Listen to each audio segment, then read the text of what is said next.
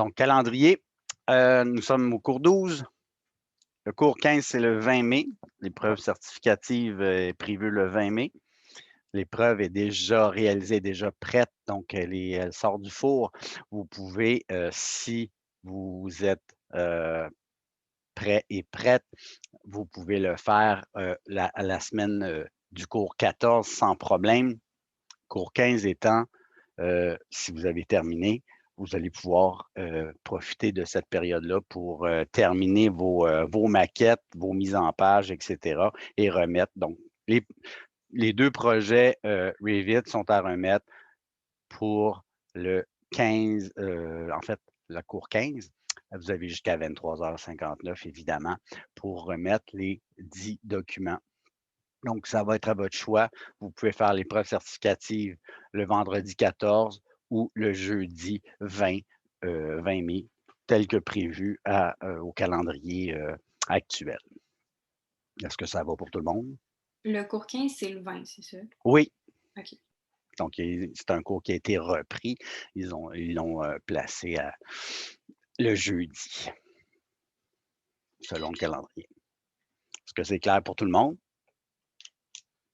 Oui, Oui, oui, la remise, c'est le 14, monsieur? Excusez, je suis perdue. OK, je recommence.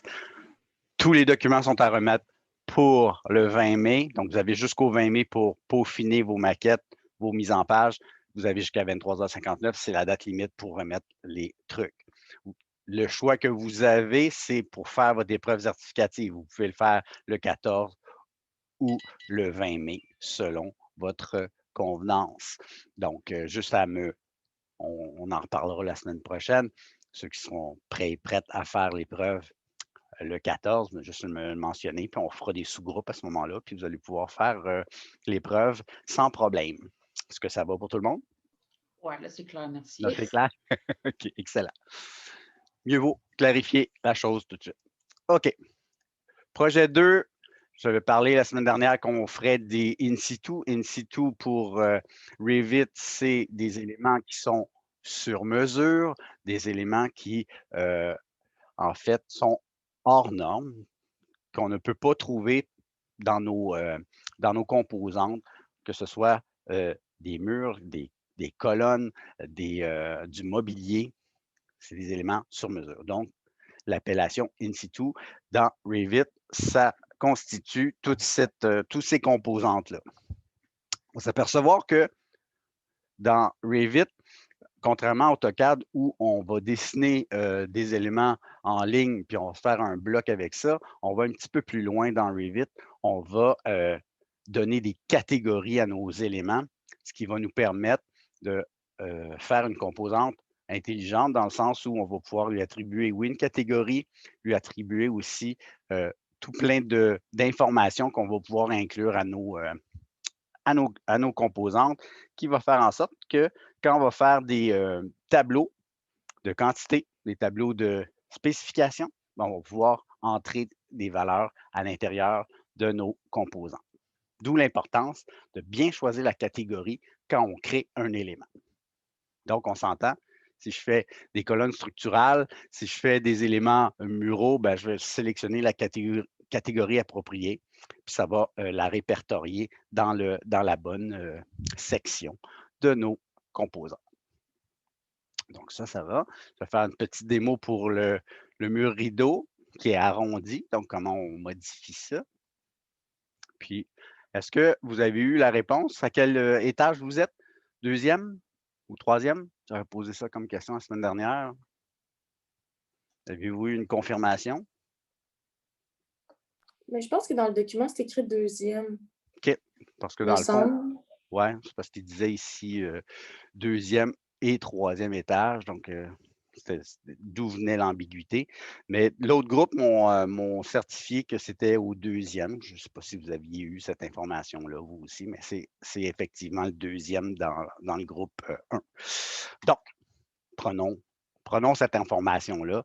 Comment on l'applique dans la maquette, on ira voir comment on nomme nos niveaux, comment on gère cette information-là. Donc, on le sait, on a un arrondi à faire dans notre mur rideau. Comment on compose ça? On va aller voir ça aussi. Donc, je vais revenir à Revit.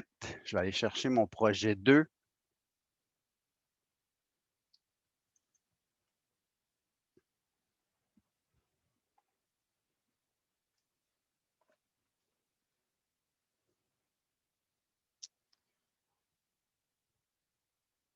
Je vais aller dans mon plan de l'existant puisque c'est à cette étape-là que je veux faire mes petites composantes.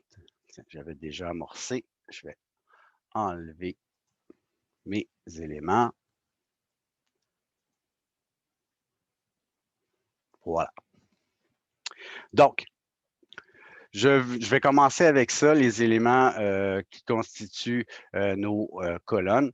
Dans Revit, on va s'apercevoir que la catégorie ou la façon de nommer les éléments structuraux diffère un peu de ce qu'on est habitué de voir. Nous, les éléments structuraux verticaux, c'est des colonnes. Dans Revit, ils les appellent des poteaux. Puis on aura des poteaux porteurs. Donc, dans ce cas-ci, c'est une colonne structurale, donc la catégorie à utiliser, poteau porteur. OK, avec cette information-là, je vais aller créer un in situ pour faire mon élément. Donc, dans architecture, vous avez placé une composante et si je clique sur la petite flèche, vous avez créé un in situ ou un élément sur mesure. Donc, ce que je mentionnais tantôt, bien important de choisir la catégorie. Pourquoi? Parce que je veux qu'elle soit répertoriée au bon endroit. Donc, vous avez toutes les catégories possibles pour créer vos in situ. Donc, que ce soit du mobilier, des murs. Si je descends un petit peu, on a poteau, poteau porteur. Donc, dans ce cas-ci, je vais sélectionner poteau porteur. Si jamais vous faites une erreur, vous n'avez pas choisi la bonne catégorie, bien, il sera toujours temps de le modifier au besoin. Donc, deuxième étape, je lui donne un nom. Donc, moi, je vais prendre le nom par défaut, poteau porteur 1. Et ça ouvre automatiquement une nouvelle série de commandes qui nous permettent de modéliser des éléments en 3D. L'interface reste la même pour le logiciel dans le sens où je peux travailler en plan d'élévation en 3D au besoin. Dans ce cas-ci, c'est un élément qui est simple. Je veux lui donner une hauteur puisque c'est un élément que je vais faire une extrusion avec. Donc, je vais pouvoir le faire directement à partir de ma vue en plan. Mais en tout temps, vous pouvez activer des vues 3D puis voir automatiquement votre modélisation. Donc, je disais tantôt, vous avez fait une erreur dans la catégorie, un in situ. Quand je double-clique dessus, ça va réouvrir cette interface-là et vous pouvez, dans l'onglet ici, changer la catégorie si jamais vous avez fait une erreur. Donc, en tout temps, c'est modifiable, à condition d'entrer à l'intérieur, évidemment. Dans les options de modélisation, ben, c'est les mêmes options qu'on retrouve dans tous les logiciels. Donc, vous avez des extrusions, vous avez des raccordements d'éléments entre eux. Donc, si j'ai des formes que je veux unir, il va faire la jonction entre mes éléments. L'option révolution, donc répéter un objet selon un axe pour faire la révolution. Extrusion par chemin, donc je veux faire suivez-moi un élément, ben, il va pouvoir le faire. Raccordement par chemin, donc je vais pouvoir faire un raccordement et lui montrer le chemin et utiliser une forme de départ, une forme d'arrivée. Ça fonctionne bien. Puis on a ce qui s'ajoute, des formes vides pour créer des trous à l'intérieur de solides si besoin est. Donc, dans notre cas ici, extrusion. Dans les A, je vous ai déjà déposé plusieurs éléments. Donc, dans le cours 12-13, vous avez... Qu'est-ce que je vous ai mis? Est-ce que j'ai le bon groupe? Plein de trucs là-dedans. Wouhou! Les joies du direct. Donc, si je fais... Voilà. Donc, normalement, ce que vous retrouvez dans les A, vous devriez avoir déjà une capsule vidéo. Si ce n'est pas le cas, je l'activerai. Vous devriez avoir accès. Donc, les mises en page ne sont pas là. Vous avez... Ici. OK. Donc, composante in situ. Donc, j'ai déjà fait une capsule pour le projet 1. Vous avez un meuble de réception. J'ai fait aussi quelques exemples d'extrusion par chemin. Donc, petite capsule d'une vingtaine de minutes que vous pouvez voir pour faire votre note de réception. J'ai déposé le fichier CAD pour vous. Donc, vous avez le géométral, plan face profil du meuble de réception qui est très simple. C'est des extrusions qu'on fait. Puis, j'ai déposé aussi le cartouche Arch-C à mettre à jour. Donc, juste pour faire une petite démo, comment on met à jour une famille dans Revit, c'est comme dans AutoCAD, quand j'insère un document qui est déjà présent dans mon projet ou mon fichier, il va vous demander est-ce que tu veux remplacer, tu en as déjà un, veux-tu le remplacer, comme dans AutoCAD, donc il va nous permettre de mettre à jour les éléments. Famille dans Revit, on le sait, c'est des cartouches, c'est des composantes, tous les éléments qui constituent notre maquette, c'est des familles et ça se traite de la même façon. Donc, je vais faire insérer et je ferai la petite démo tantôt. Donc, voilà les documents qui sont disponibles. Je reviens ici. Je fais une petite, une petite parenthèse, je ferme la parenthèse là-dessus. Donc, je veux faire une extrusion de mes poteaux porteurs qui sont ici. OK? Donc, je vais aller chercher les outils d'extrusion. Donc, ça m'ouvre la palette d'outils standard, donc dans lequel je vais pouvoir aller dessiner par forme, par ligne, faire des courbes, etc. OK? Donc, je peux raccorder les lignes, évidemment, puisque les formes que je vais faire l'extrusion doivent être une forme fermée parfaitement. Je ne dois pas avoir de superposition de lignes ou de doublons, puis les lignes ne doivent pas se croiser, donc ils doivent se jointer parfaitement. OK? Donc, quand je fais mes extrusions, j'ai l'opportunité de lui dire quelle est la hauteur. Donc, je peux lui indiquer ici la hauteur. À partir de quel niveau? Donc, au niveau 0. Et vous retrouvez les mêmes informations dans votre tableau des propriétés en tout temps que vous pouvez modifier. Donc, si vous avez un élément qui ne touche pas au sol, mais qui est suspendu, bien, vous pouvez débuter votre extrusion à la hauteur que vous voulez. Et l'important, c'est de terminer l'extrusion à la hauteur que requis. OK? Donc, on le sait que d'une dalle à l'autre, c'est 11 pieds 10. Bien, je vais pouvoir aller faire mon extrusion à la bonne hauteur automatiquement. Il n'y aura pas de contrainte comme un mur, dans le sens où je ne peux pas lui dire accroche-toi au rez-de-chaussée et jusqu'à l'étage. Dans ce cas-ci, c'est vraiment des hauteurs que je viens spécifier. OK? Donc, je vais y aller ligne par ligne, puis je vais tout simplement venir tracer à l'aide de mes objets d'accrochage ma forme. Donc, très simple à faire et je m'assure qu'elle est fermée. Une fois qu'elle est faite, dans un même in situ, je peux créer plusieurs formes puisqu'elles ont toutes la même hauteur. Je préfère faire un in situ pour l'ensemble de dans ce cas-ci, mes poteaux porteurs. OK? Donc, je vais sélectionner ma forme, je vais la copier, puis je vais venir tout simplement la copier par-dessus au bon endroit. Donc, si j'en ai une vingtaine à faire dans mon projet, je peux faire les copies de mes in situ. Je connais la hauteur, sont toutes pareilles. Si j'ai plusieurs hauteurs dans mes éléments, bien, je fais un in situ distinct, évidemment, puisque l'extrusion va se faire à la même hauteur pour l'ensemble de ce in situ-là.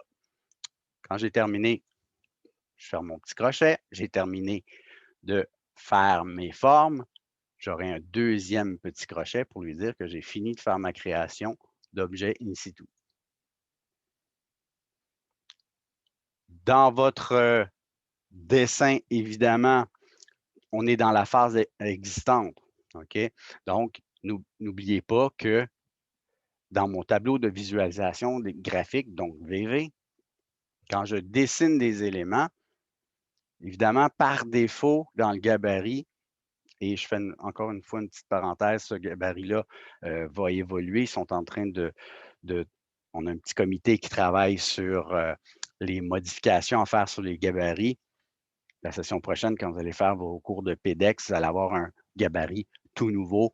Allez, on règle un paquet de petites bébites qui ne fonctionnaient pas à notre goût. Donc, la prochaine version va être améliorée. Donc, petit truc ici qu'on va faire manuellement.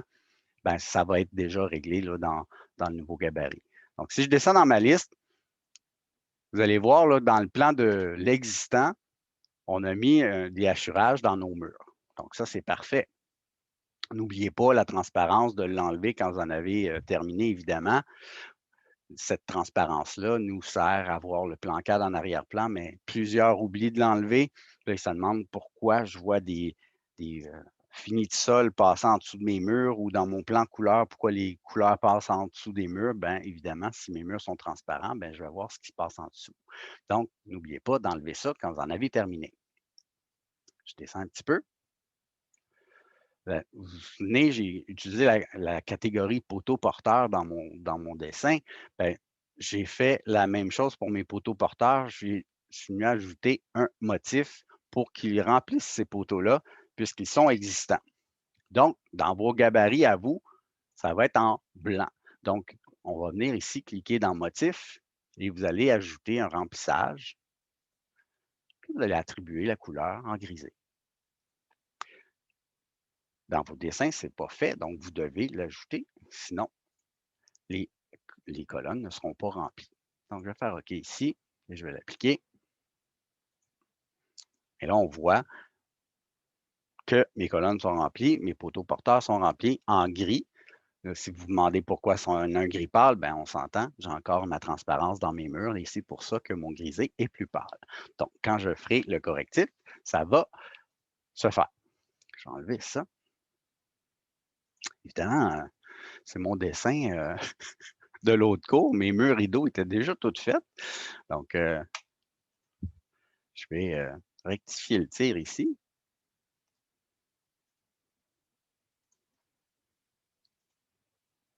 Donc, poteau porteur, ça va, j'ai fait mon in situ. J'ai un petit bout de mur ici qui est excédentaire. Évidemment, dans ma composition de mur, je ne peux pas vraiment dessiner ça. Ça fait des murs rectangulaires, etc. Donc, quand j'ai des soufflages ou des éléments qui excèdent mes murs, bien, je vais me créer un in situ pour ça aussi. Donc, même principe que tantôt, je vais aller dans architecture, je vais aller chercher composante in situ. Cette fois-ci, je vais utiliser la catégorie mur. Et encore une fois, donc ici mur 1, ça va. Et encore une fois, je vais utiliser extrusion. Puis je vais dessiner la forme que je veux avoir. Donc, très simple à faire. Je vais encore une fois sélectionner ces lignes-là pour les recopier, puisque j'en ai deux identiques. Et encore une fois, si j'ai plusieurs éléments de même type qui comportent la même hauteur, je préfère faire un in situ et je regroupe tous mes éléments ensemble. Et je viens faire mon petit crochet. Mon extrusion est bien à 11 pieds 10. Si c'est la même hauteur que tantôt, je n'ai même pas eu besoin de la rentrer. Elle s'est faite d'emblée. Si ce n'était pas la même hauteur, j'aurais juste à la changer tout simplement. Et j'enregistre. Si on regarde en 3D, on va voir là, mes éléments qui ont été rajoutés. Donc, mes portions de mur qui ont été rajoutées, mes poteaux qui ont été rajoutés aussi. Puis c'est des composantes in situ, donc c'est des éléments sur mesure. Je reviens à mon plan de l'existant. J'aimerais ça faire mon mur rideau ici. Bon, je vais partir de zéro. Je sais que vous avez déjà sûrement commencé à les faire. Je vous montre la procédure à partir de zéro, puisqu'on a un arrondi dedans. Je vous avais dit, on fait une forme rectangulaire pour commencer. Déjà fait, tant mieux. Sinon, je le fais à partir de zéro. Donc, mur rideau. Je vais lui donner les hauteurs tout de suite. Je sais que dans mon plan cadre, les murs rideaux commencent à 8 pouces du sol, ils font 9 pieds de haut. Parfait.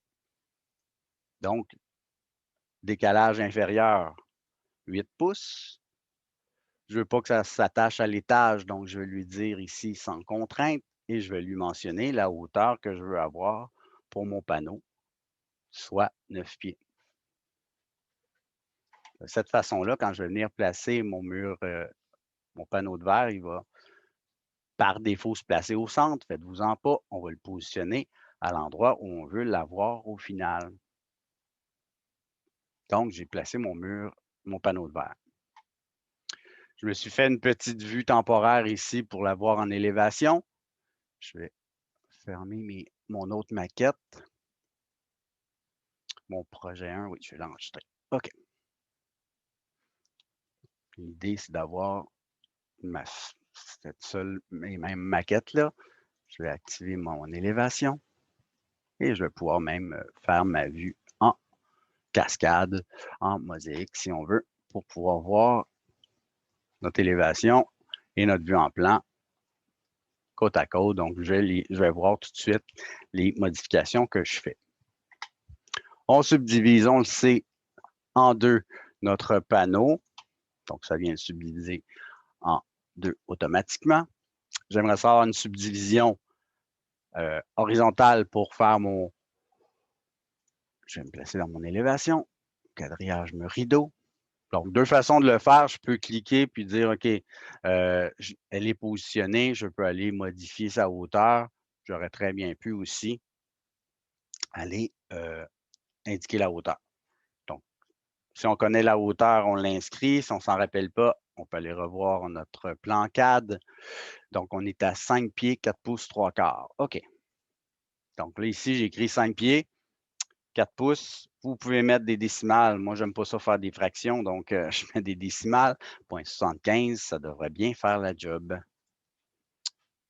Donc, j'ai fait ma subdivision verticale. La seule façon de positionner les quadrillages verticaux ou plutôt horizontaux, ben, c'est à l'aide de l'élévation, puisqu'en plan, on s'entend, on peut juste voir les largeurs, longueurs. Suite à ça, je vais définir c'est quoi les meneaux que j'ai de besoin. Donc, je vais aller mesurer pour que ça soit à l'identique. Donc, si je me rapproche un petit peu, j'ai un meneau de 3,5 par 2 pouces. Parfait. Donc, si je viens chercher mon meneau, je vais modifier le type, puis je vais le dupliquer comme on fait à l'habitude. Donc, moi, j'ai fait plusieurs fois. Donc, je suis rendu au meneau 4. Donc, je peux même le renommer à ma guise. Donc, meneau. Tiens, je vais lui mettre 3,5, donc 3 pouces et demi. OK. Donc, dans mes dimensions, l'épaisseur, je l'ajuste à 3 pouces et demi. Puis, la largeur de mes meneaux, 1 pouce de chaque côté de l'axe, donc 1 plus 1, 2 pouces de large. OK? À la base, on avait 5 pouces par 2 pouces et demi. Donc, on ajuste les dimensions en fonction de ce qu'on a de besoin.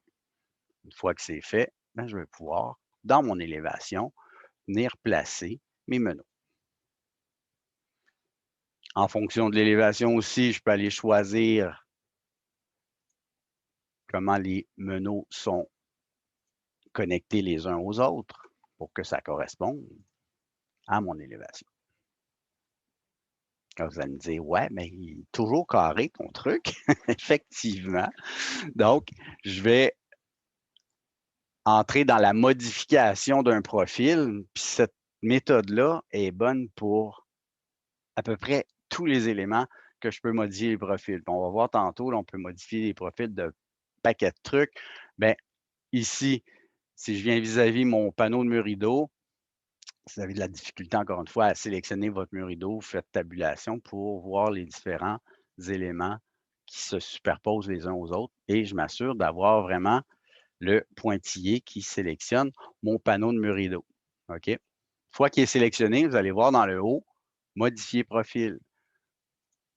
Donc, si je clique là-dessus, je vois la forme de mon panneau de verre qui est rectangulaire. Moi, j'aimerais ça arrondir la partie supérieure. Donc, je vais prendre arc et je vais venir positionner mon premier point à la hauteur que j'ai besoin. Si je regarde dans AutoCAD, j'étais à 8 pouces et 3 quarts. Donc, je peux écrire ici 8,75 ou 8 3 quarts. Et je mets mon signe de pouce, n'oubliez pas. Sinon, il va mettre 8 pieds. Donc, Enter. Il positionne mon arc. Je m'en vais de l'autre côté. Je clique sur la ligne opposée et je viens placer mon arc parfaitement en haut. Donc, je m'aligne sur la partie supérieure de mon panneau de verre. Un profil, c'est comme une extrusion. Je ne dois pas avoir de doublon. La zone doit être parfaitement reliée et fermée. Donc, je vais raccorder ma ligne d'arc ici avec ma ligne de contour. Même chose de l'autre côté. Et je vais venir, au final, supprimer la ligne que je n'ai plus de besoin. Donc, ça, c'est mon nouveau profil de panneau de verre. Quand je vais cliquer sur le petit crochet, il va me dire, en fait, un message d'erreur disant ben, c'est impossible pour lui de créer un menu arrondi avec le menu qui était là. Donc, oui, je vais lui dire temporairement de le supprimer. Parce qu'on sait très bien que si on lui redemande de replacer un menu, je m'assure que c'est le bon, je viens sélectionner ma ligne, il va générer mon menu en fonction de mon nouveau profil. Donc, j'ai pu modifier le contour, que ce soit un mur rideau avec peu importe le format, hein, on s'entend, il peut être incliné, il peut être arrondi. Je peux changer le profil de mon panneau de verre à ma guise. Dernier point, en fait, je veux le positionner au bon endroit. Ce que je vais faire, je vais sélectionner l'ensemble de mes lignes qui font partie de mon mur rideau ici. Donc, si vous voyez, là, en sélectionnant dans mon élévation, ça m'a permis de sélectionner le menu du haut. Si je fais une sélection en plan, ben, il prend juste ce qu'il voit. Donc, préférable d'utiliser l'élévation pour pouvoir tout sélectionner. Et je vais en profiter, je vais me créer un groupe avec ça. Puis, je vais l'appeler, dans mon cas, puisque je l'ai fait plusieurs fois, je vais l'appeler fenêtre 4 dans mon cas, puisque fenêtre 1, fenêtre 2, ça fait plusieurs démos que je fais. Donc, je vais m'assurer qu'il n'y a pas le même nom que les autres. Donc, lui, c'est mon fenêtre 4. Une fois qu'il est créé en groupe, très facile à déplacer, je vais pouvoir, dans ma vue en plan, sélectionner mon groupe et venir déplacer, si on veut. Voilà, déplacer. Assurez-vous d'être dans la bonne vue et je viens tout simplement le positionner à la bonne position dans mon plan. C'est maintenant un groupe. Donc, je vais pouvoir recopier cet élément-là le nombre de fois que je veux dans mon plan. Il va générer automatiquement les ouvertures puisque c'est un mur rideau. Donc, ça vient faire mon élévation automatiquement. On a vu dans les cours précédents qu'on peut faire l'option miroir. Donc, je vais sélectionner mon premier. Je vais faire CTRL pour sélectionner mon deuxième. Je vais utiliser l'option symétrie ou miroir. Et je vais prendre le milieu de ma maquette pour faire une symétrie parfaite de l'autre côté. Donc, j'ai maintenant les murs rideaux de l'autre côté. J'aimerais faire la même chose pour le mur rideau ici. Bien, je vais sélectionner celui-ci. Encore une fois, l'option symétrie. À partir du coin de mon bâtiment, je vais faire une ligne à 45 degrés et il va répéter la fenêtre exactement au bon endroit puisqu'il y a une symétrie parfaite. Si ça n'avait pas été le cas, je l'aurais déplacé pour le positionner au bon endroit. Tout ce qui me reste à faire, c'est de copier mes groupes aux endroits où j'en ai besoin. Je peux même faire une copie qu'on appelle multiple, si j'en ai besoin de plusieurs.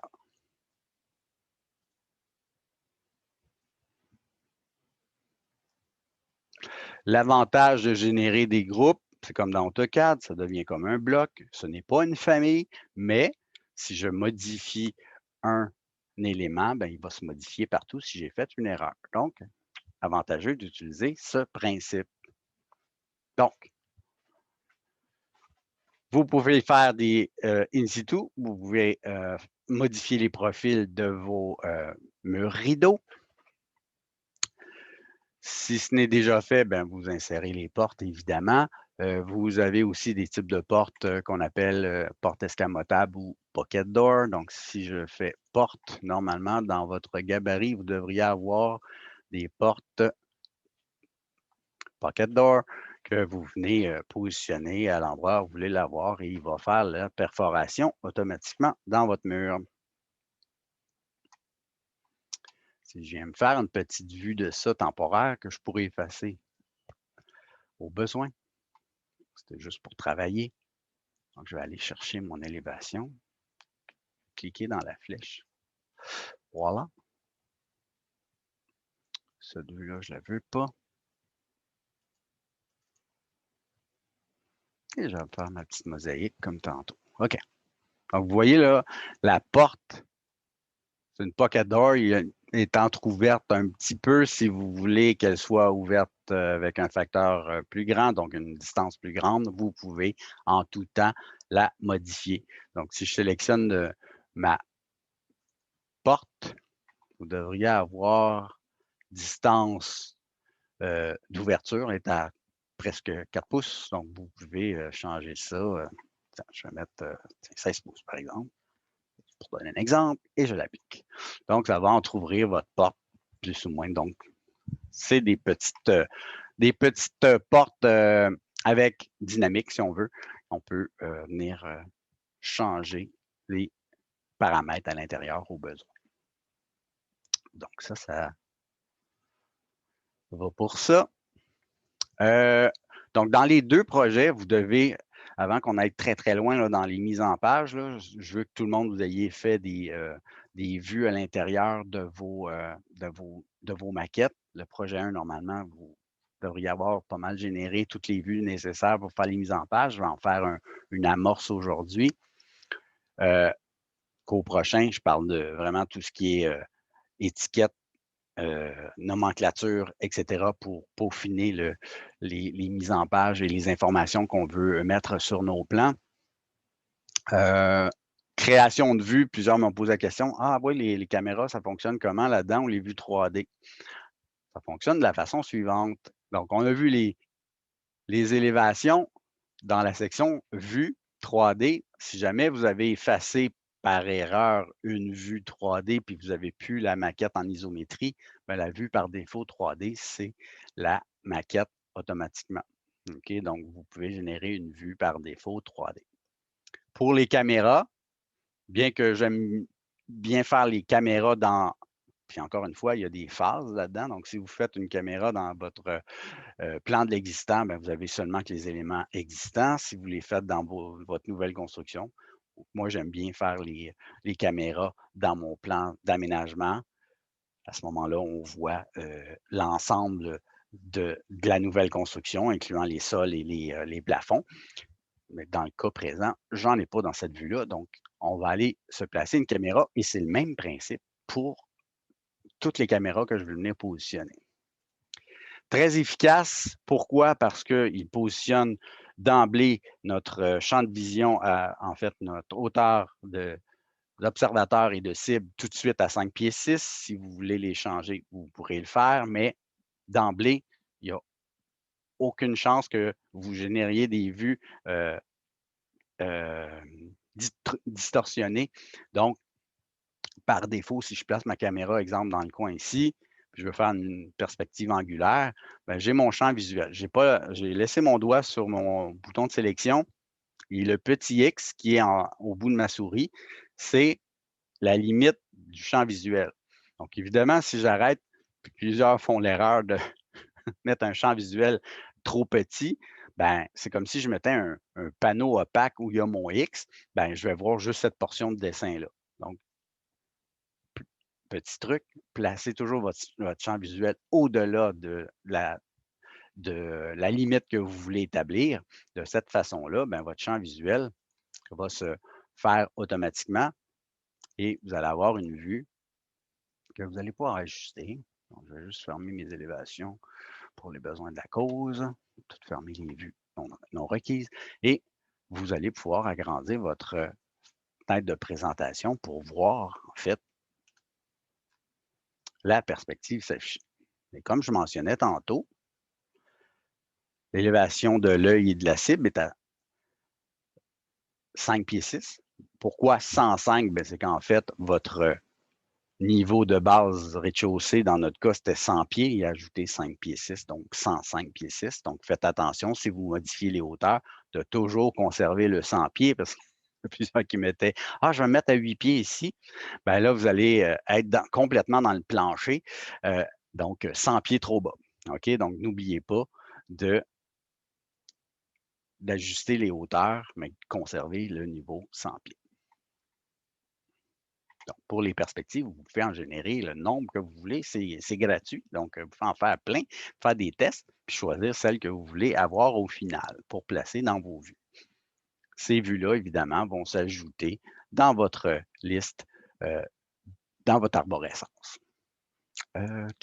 Qu'est-ce que je voulais mentionner aussi là-dedans? Oui, on a parlé tantôt des niveaux. Hein? On sait qu'on est à l'étage 2. Puis on va jusqu'à l'étage 3, en fait, la dalle de l'étage 3. Donc, dans notre cas, ce qu'on va faire, c'est qu'on va aller renommer les niveaux dans notre maquette. OK?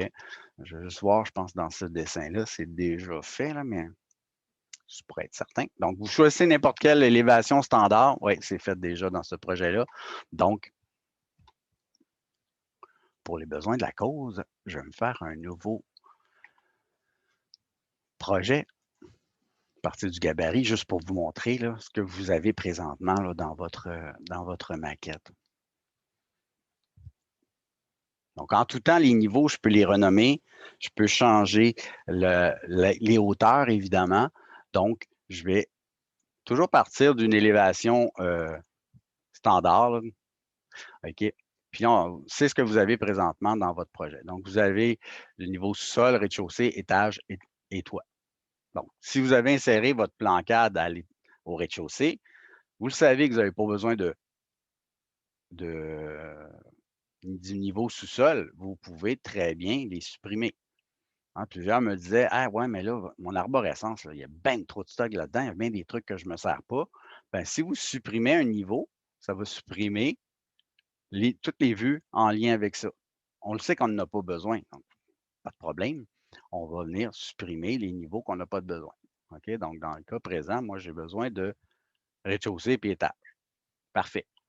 Je viens tout simplement renommer mon niveau. OK, ça va être mon étage 2. Ici, je viens renommer pour l'étage 3. Donc, les niveaux vont changer automatiquement dans votre arborescence. C'est super. Puis, vous pouvez, évidemment, ajuster votre hauteur. Dans notre projet, nous, on avait 11 pieds, 10 pouces.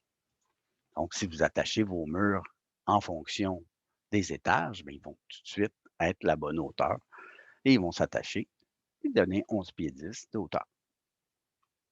Chacune des vues qui sont en lien avec ça, quand je reviens dans mon étage ici, évidemment, ils comportent des noms. Les noms qui sont là, c'est les noms qui vont être repris dans vos bulles de titre sur vos mises en page. Donc, en tout temps, vous pouvez renommer vos vues, dire, OK, moi, ça va être mon plan de l'existant. C'est ça que je veux avoir dans... Oups, des petites coquilles. Donc, si je prends la peine de renommer mes vues, ben, c'est ça qui va s'afficher directement dans mes bulles de référence, dans mes bulles de titre sous mes plans. Okay? Donc, les noms qui sont inscrits là, c'est ce qui va être utilisé pour faire nos mises en page. Okay? Donc, en tout temps, vous pouvez renommer les niveaux, vous pouvez ajuster les hauteurs, puis dans votre arborescence, vous pouvez nommer les vues en fonction de ce que vous voulez avoir comme titre. Je vais fermer ça, c'était juste un exemple.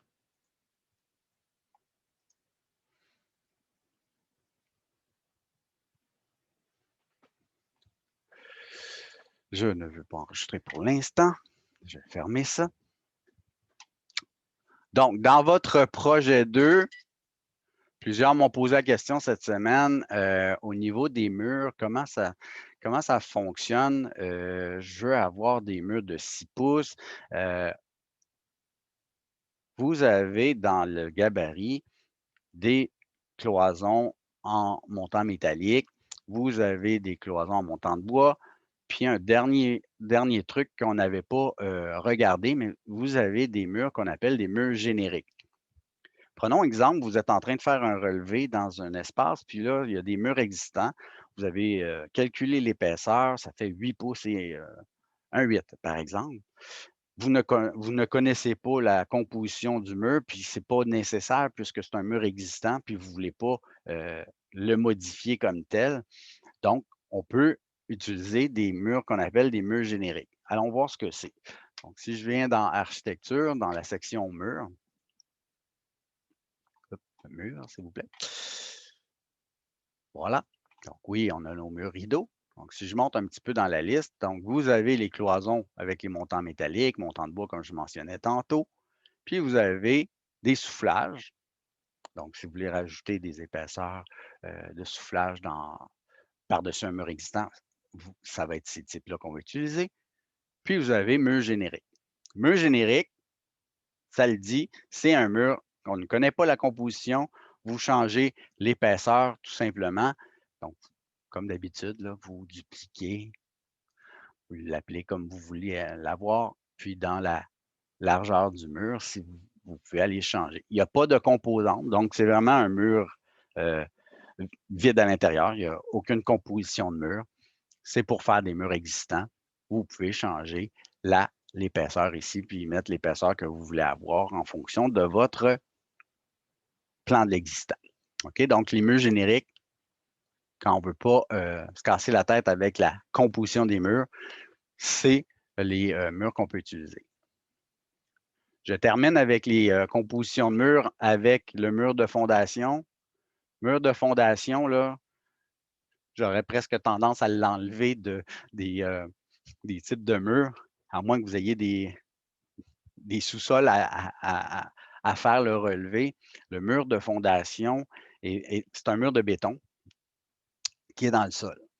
Ces murs-là, si j'utilise ça, j'ai vu dans plusieurs maquettes quand on me les présente, ah, hey, c'est le fun, il fait déjà 12 pouces, mon mur il fait 12 pouces, je vais prendre ça. Erreur, ce mur-là, on ne peut pas constituer de limite de pièces avec ça. Pourquoi? Parce que dans le fond, quand on prend un mur de fondation, on a toujours un soufflage à faire ou une nouvelle cloison devant. On veut l'isoler, on veut mettre, c'est ça, de l'isolant thermique ou peu importe. Le mur n'est jamais laissé à nu. On vient toujours faire une cloison devant ou un soufflage au minimum. OK? Donc, si vous utilisez ce mur-là pour faire votre mur extérieur, vous dites, hey, je vais mettre un mur de 12 pouces. Malheureusement, quand vous allez venir pour placer vos pièces, ben, le logiciel ne le traite pas, puis la pièce, elle ne se délimitera pas. Donc, à proscrire mur de fondation pour toutes les relevés qu'on a à faire, à moins que ce soit un sous-sol. OK? Donc, n'oubliez pas, si vous utilisez ça, il faut absolument générer un soufflage ou une nouvelle cloison devant. Donc, ça termine la section mur. Est-ce que ça va pour ça? Oui, non, peut-être. Question, insulte ou autre? Ça va.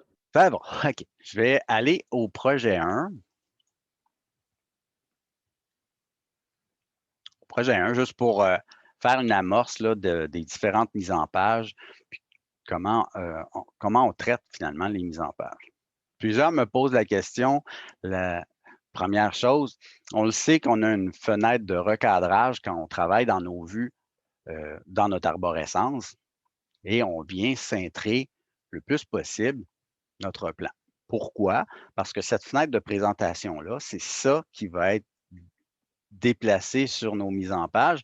Puis si notre fenêtre de présentation est immense, bien souvent, c'est difficile à venir la positionner, puis on n'a pas nécessairement, en fait, chacune de nos vues, ce serait le fun qu'on ait la même fenêtre d'encadrement pour pouvoir bien positionner nos plans, que ce soit plus facile à disposer. Donc, voici mon truc. Moi, quand je fais une fenêtre de présentation, ça, c'est mon premier plan de l'existant, je viens recadrer mon plan. Vous le savez, on peut modifier un profil, une fenêtre de présentation ou d'encadrement aussi est éditable. Si je double-clique dessus, je vais entrer dans la phase modification de ma fenêtre de présentation.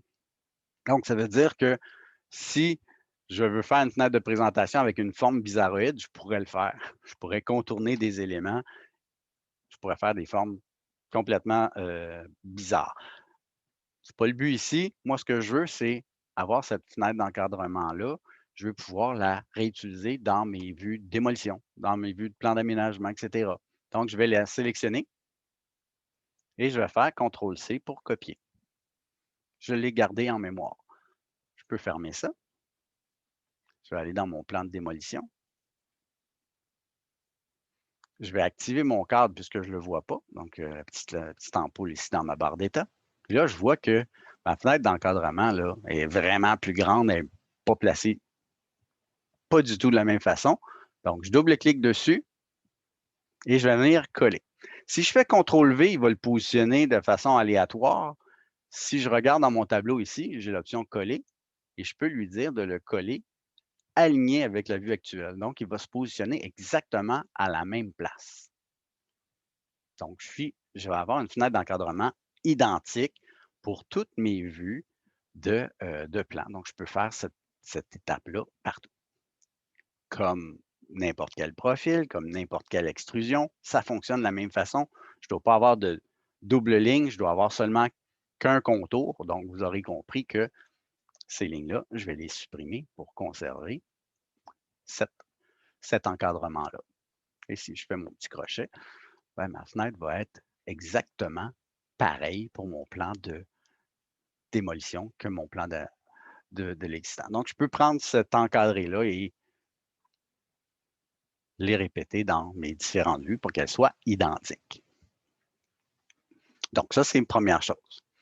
J'ai placé mes vues, j'ai fait mes fenêtres d'encadrement. Évidemment, si je ne veux pas voir cette fenêtre d'encadrement-là sur mes mises en page, je peux les éteindre, on s'entend, et je vais pouvoir les positionner sur mes pages. La façon que ça fonctionne pour les mises en page, c'est fort simple. Dans vos gabarits, vous allez avoir l'onglet Feuilles. Par défaut, vous devriez avoir une page titre puis une page plan de l'existant qui est déjà là. Donc, vous avez la première feuille si on veut.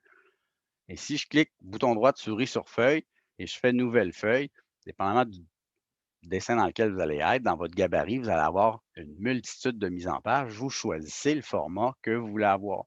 Donc, si jamais vous voulez ajouter une feuille dans votre liste, vous choisissez le même format que vous avez dans votre projet, puis vous faites OK, il va rajouter une nouvelle feuille à la suite, puis il va continuer la numérotation où vous étiez rendu. Donc, il va ajouter, donc dans le cas présent, j'ai ajouté une feuille après de 300, il y a 301. Si ce n'est pas ça que je veux, je peux tout simplement aller la renommer et donner le nom de la feuille et le numéro approprié.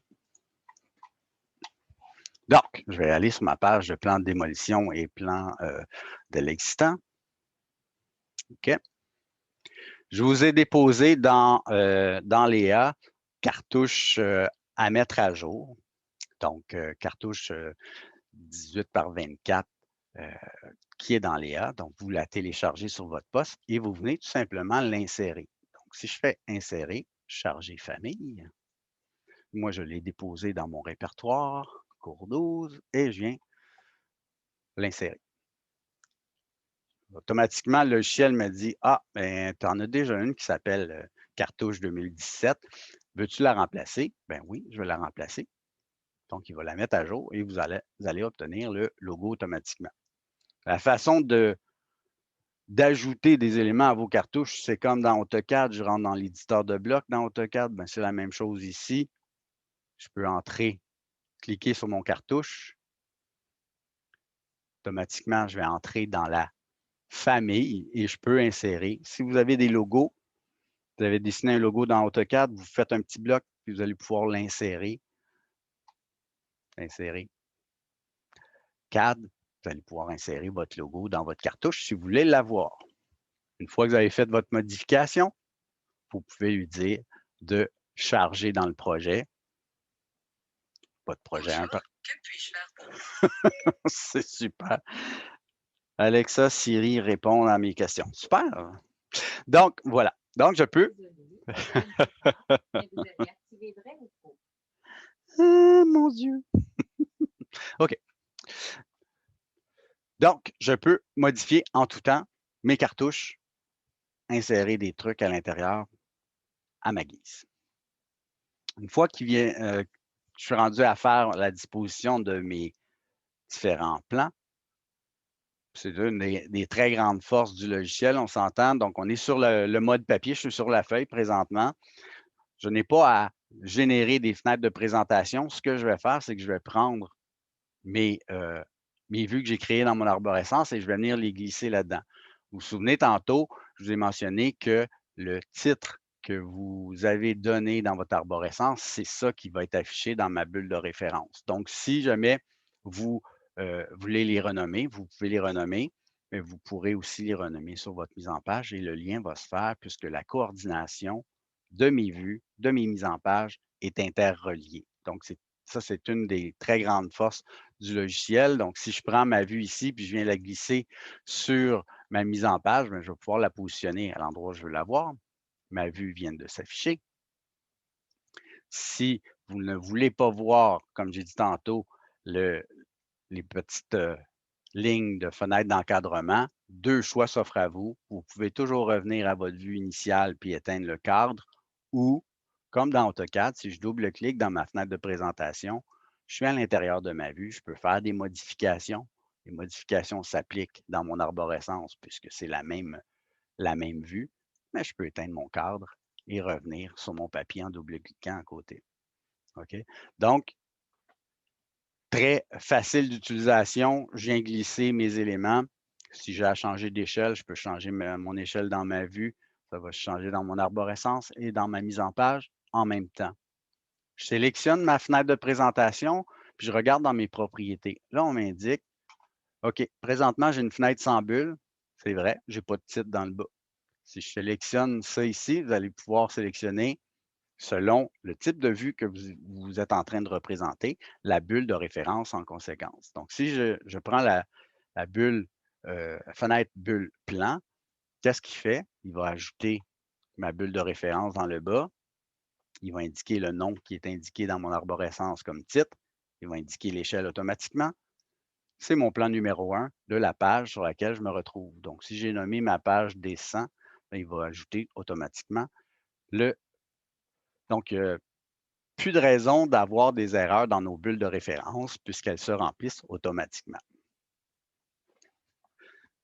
Par défaut, en fonction de la fenêtre de présentation, il va étirer la ligne en dessous de mon titre. Si je veux changer ça, je clique sur ma vue. Et là, j'ai ma petite poignée. Comme dans AutoCAD, je peux étirer ma ligne et la positionner comme ça. Je voudrais positionner ma bulle alignée avec mon plan.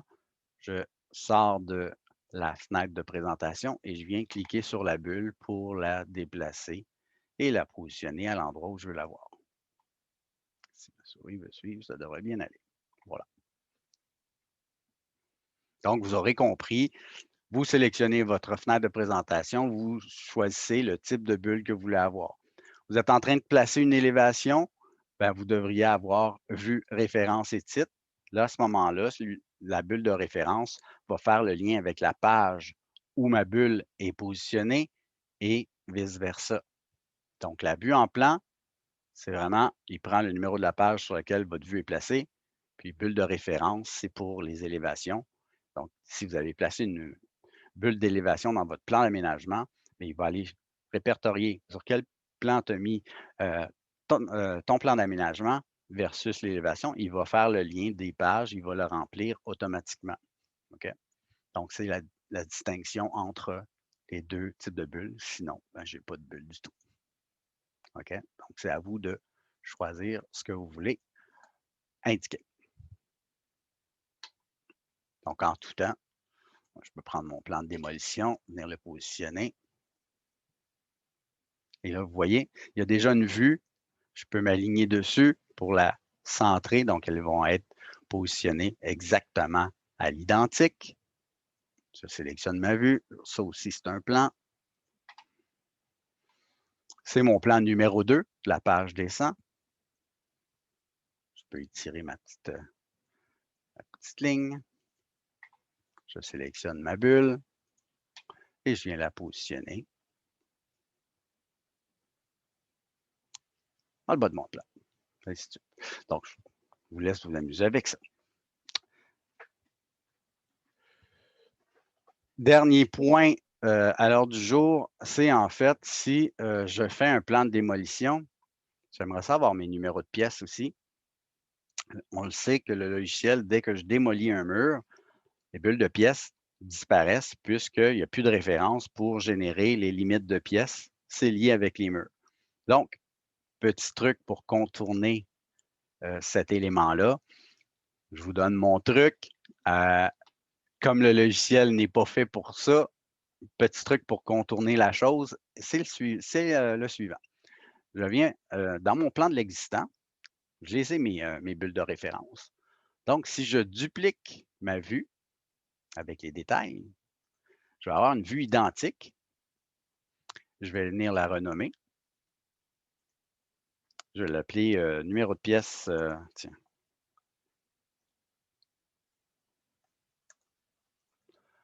Existant. Dans cette vue-là, je vais venir masquer les éléments que je ne veux pas voir. Donc, je peux y aller.